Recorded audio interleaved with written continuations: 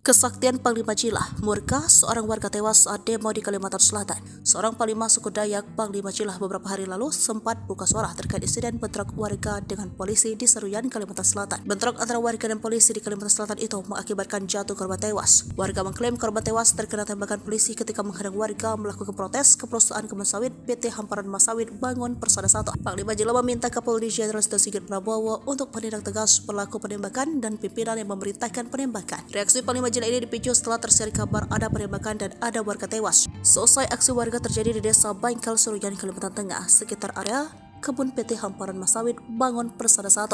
Bahkan Panglima Jila menyebut bila tindakan kepolisian telah semena-mena terhadap masyarakat di Kabupaten Seruyan, Kalimantan Tengah. Terlepas dari hal itu, menarik untuk dibahas tentang kesaktian Panglima Jila.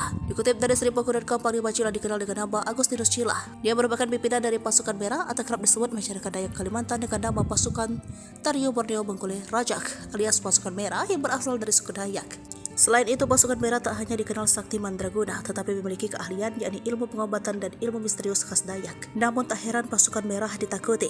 Namun tak sekalipun pasukan unjuk kekuatan dan menakut-nakuti warga. Pasukan merah dikenal dengan pasukan elit berani mati namun santun dan cinta damai. Pasukan ini muncul kalau masyarakat butuh bantuan melestarikan adat istiadat dan budaya. Darah yang mengalir dalam tubuh Panglima Jila juga bukan sembarangan, sebab ayahnya merupakan keturunan Panglima Perang di masa kerajaan Dandisgani. Gelar Panglima Yai Emban merupakan wujud dari perannya sebagai pemimpin pasukan merah Tariu Borneo Bengkulu Rajak dan suku Dayak Kadayat. Panglima Jila dikenal sebagai sosok yang sangat peduli terhadap adat, terutama budaya serta permasalahan yang terjadi di Kalimantan.